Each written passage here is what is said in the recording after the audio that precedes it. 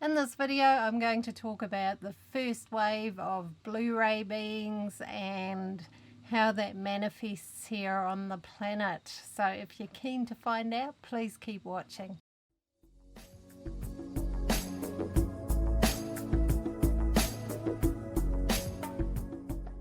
Hi and welcome back. So in this video I want to talk about the first wave of Blu-ray beings. I've been getting a lot of questions on YouTube and on Facebook about the first wave and the different categories of Blu-ray beings. I've kind of resisted it a little bit because I think we can get too lost in labels and lose the spirituality of things if we get too caught up in categorizing everything. So I've sort of resisted making it, but it is something that keeps coming up, and yeah, people obviously want to talk about it. So I'm going to tell you what I know about the first wave of Blu-rays. Now in general, and I don't want to be hard and fast about this because time is an illusion, it's not real in the spiritual realms, so it's a guideline only.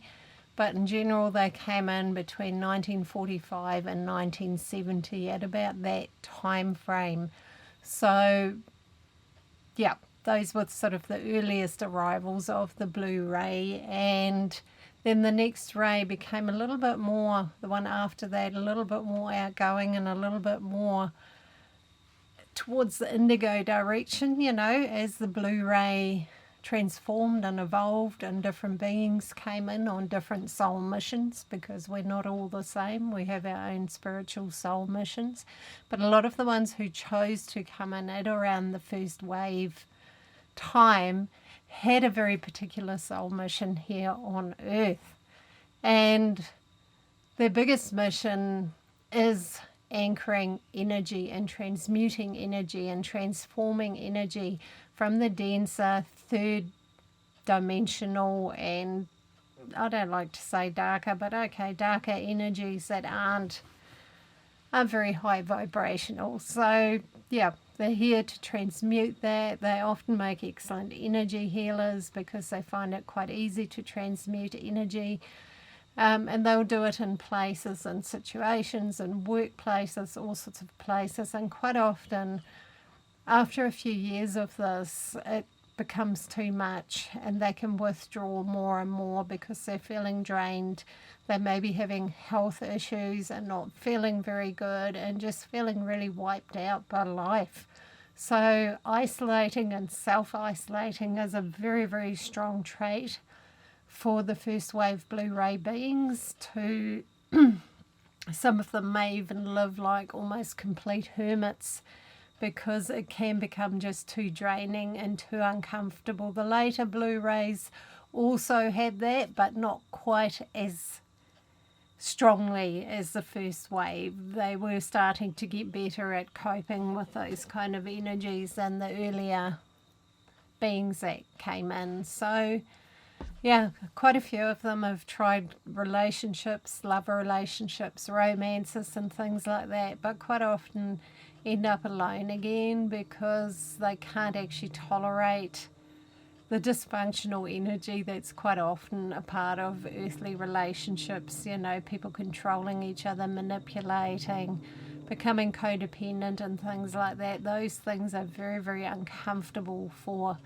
a first wave Blu-ray being to be around. So quite often they'll try, and maybe time and time again, try to have a relationship with somebody and end up single again, either because they've withdrawn so much the other person leaves, or they choose to leave because it's actually just becoming too draining, too exhausting to deal with that. So there are quite a few of the first wave Blu-rays I've met who've been through maybe quite a few relationships trying to figure out how to actually do this, how to have a relationship. You know, most humans beings, and we are human beings, have the desire to connect, to have a connection with somebody, to have a partner. But if that absolutely drains you or makes you deeply unhappy, well, yeah, it's pretty hard to solve that then. So it can be a really challenging area for the first wave blue rays to deal with that. Some get lucky and meet like a soulmate or a twin flame who they're really on a good wavelength with, and then together they can strengthen each other to deal with life, which is the ideal.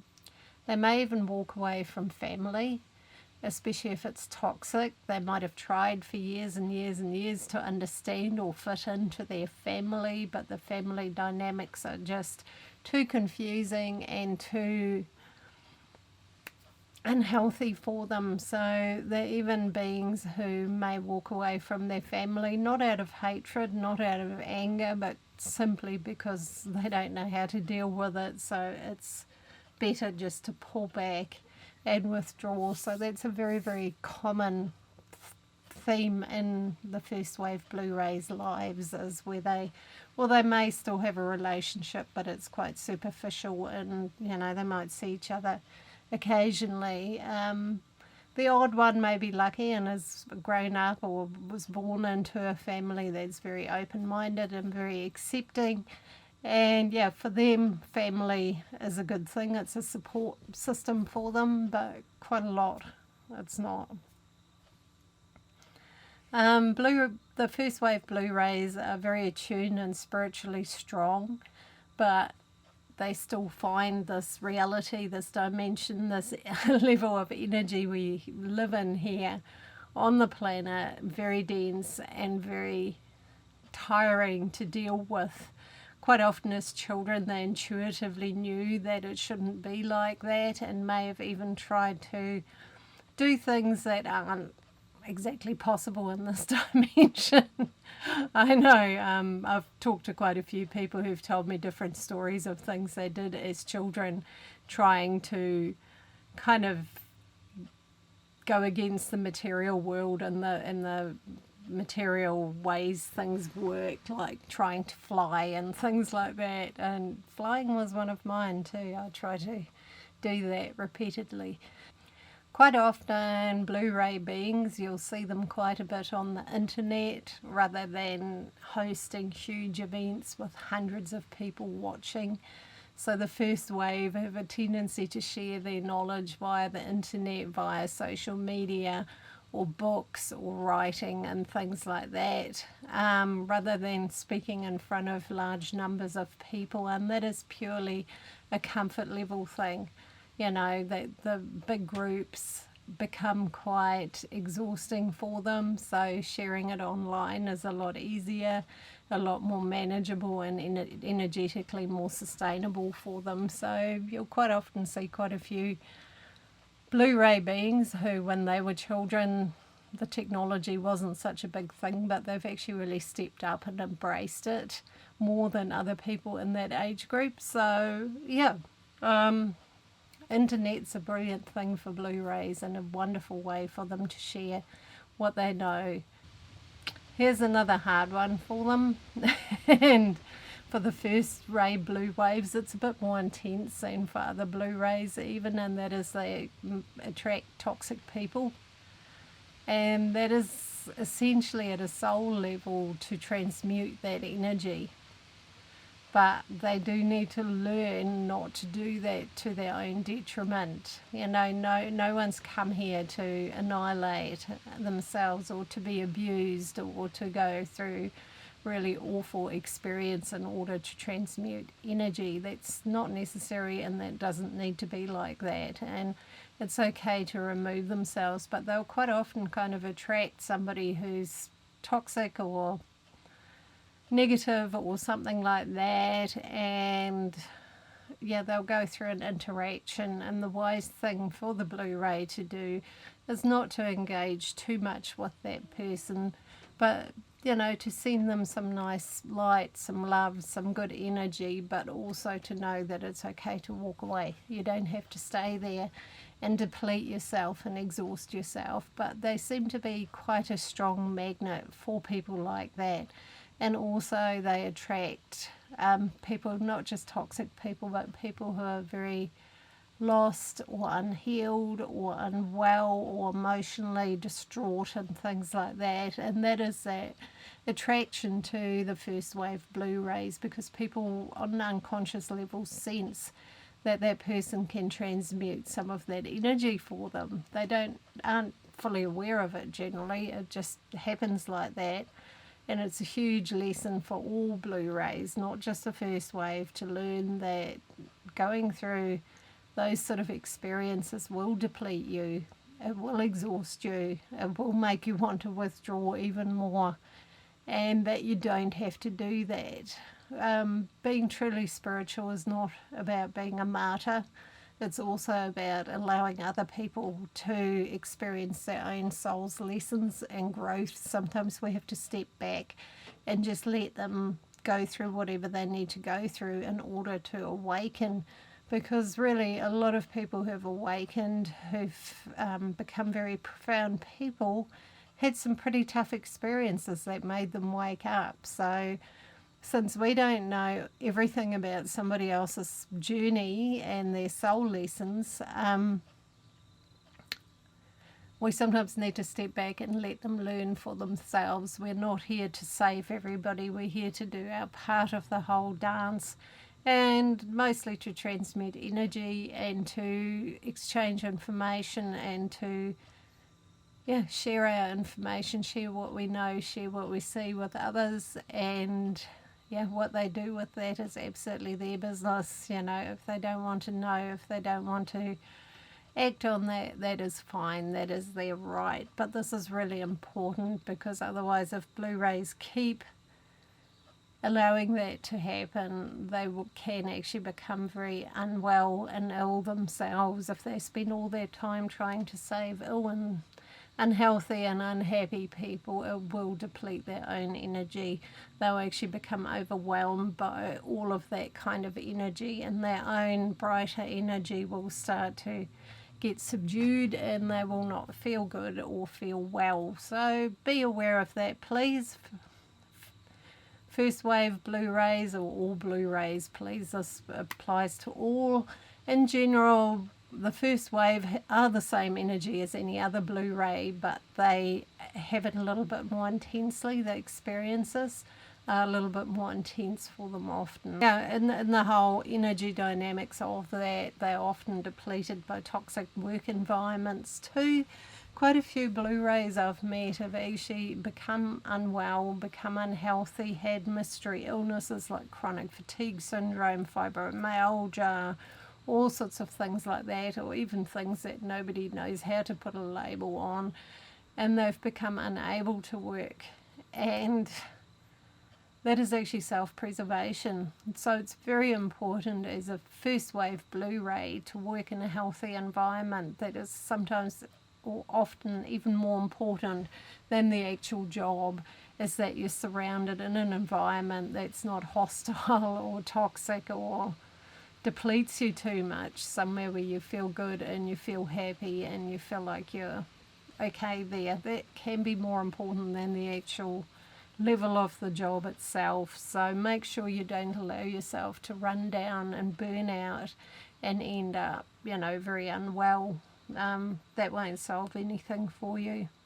Often the first wave blue rays have very strong leadership qualities, and they may feel that people are trying to give them or pass them on positions of leadership, even though the blue ray generally doesn't want that position. It's happened to me a few times where people have actually tried to give me businesses or groups and things like that, and I'm like, no, I don't want to manage people and all of that. That's too much for me. I'd wear myself out.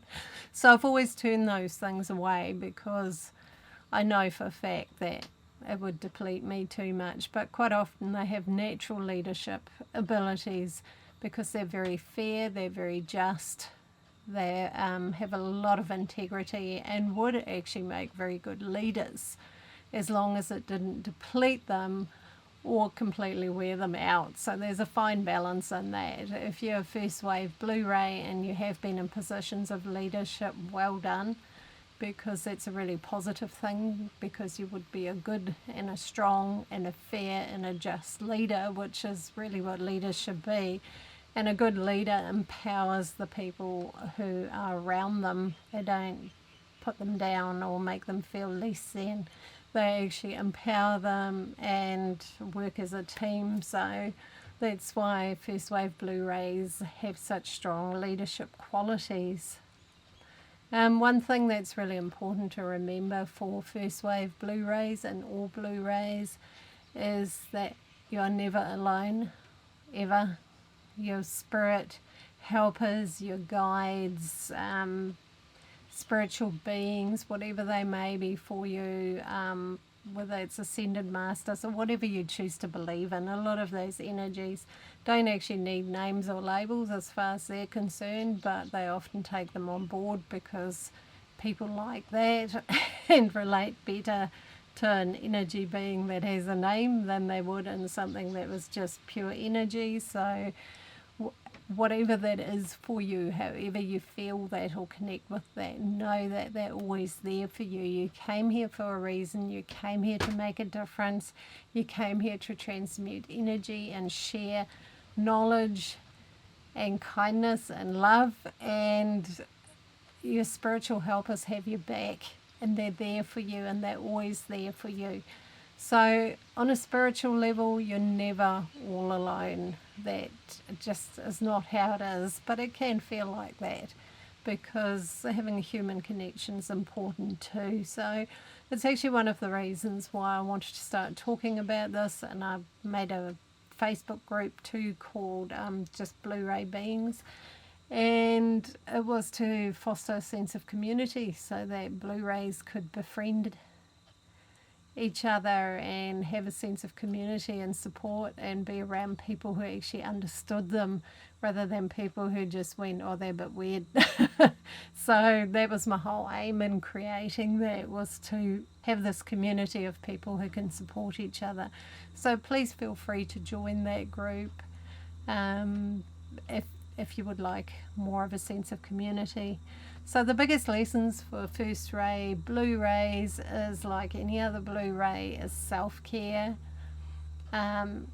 stepping out of the shadows. It's so important. You know, withdrawal is a tendency, and it's a very strong one.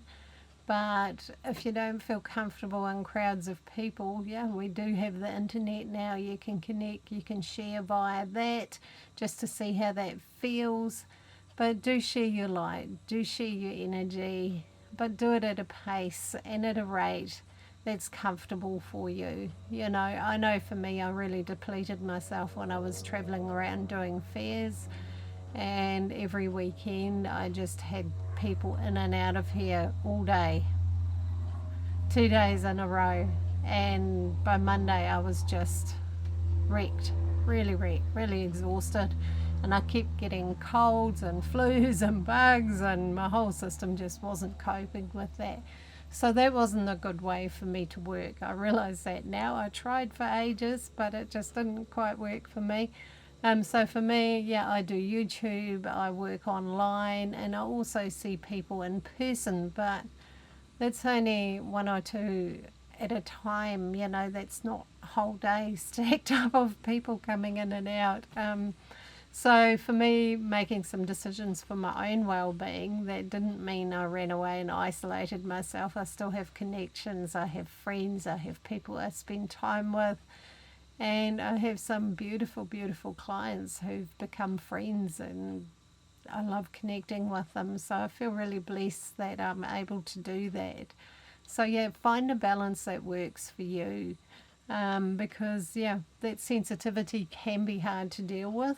It can be a challenge, but it's not meant to isolate you or make you be a hermit. It's about finding limits and balance and boundaries and things like that. So, and that is a much better way to relate to the world around you. And also, family can be very difficult for Blu-rays, and especially first waves. A lot of them ended up in families that were maybe a little bit dysfunctional. And it's about finding a healthy way to relate to them rather than completely withdrawing. You know, it's about setting some limits with that. If you find big family gatherings really stressful and you don't like them, but you don't want to let down your family, set yourself a limit. Give yourself an out. Arrange with somebody else or a friend, or set an alarm on your phone that after a certain amount of time, when you'll feel you've probably had enough, that you'll get a reason to leave and you can go. So, or even arrive there and set boundaries and say, look, I can stay here for an hour or two and then I need to go.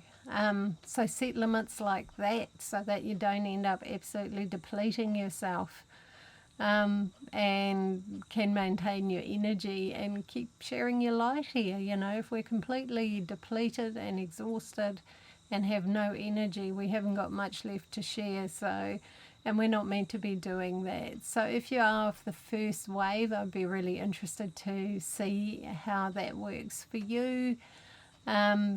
To me, the first wave blue rays, they were really walking into quite a raw situation. That whole time frame was a very intense time on the planet. You know, there was a lot going on. You know, things went from being very conservative into the whole 60s era, and all of that was going on, and there was a lot of pushing of old belief systems and changes and all of that happening in the 60s. So yeah, they were here at a time that was quite challenging because spirituality and things like that were certainly not mainstream, so it was quite tough. But things have changed a lot. People are a lot more open, so things are getting easier and easier. And it was a big task to come here to planet Earth while things were that hard to handle. So, but if you're first wave blue ray, your priority needs to be yourself and your own energy and taking care of it. I've made videos about that as well. And to still share your light, but in a way that works for you and that you're comfortable with. And to be true to yourself, you know. For example, love relationships. You know, maybe we don't need to live with somebody. Maybe that doesn't work for us. Or depends on each person. We're all different. But some people actually need that alone time and that space. Like my mum, she's not a blue ray, but she's a very sensitive being. And her partner have their own apartments, because she needs time to herself. She's creative, she writes poetry, she's a herbalist, and she needs her alone time, and so does he. So they spend time together at each other's apartments, but they still have their own space, and I think that's super cool. So they're answers that might not be the norm, but they might work for you. So look at that. Don't write yourself off as a lost cause. Look at solutions, look at answers, because they're all there. Make a comment down below if you've got anything to add to this. I always love learning more. And lots of love to you all. And I'll see you all in my next video.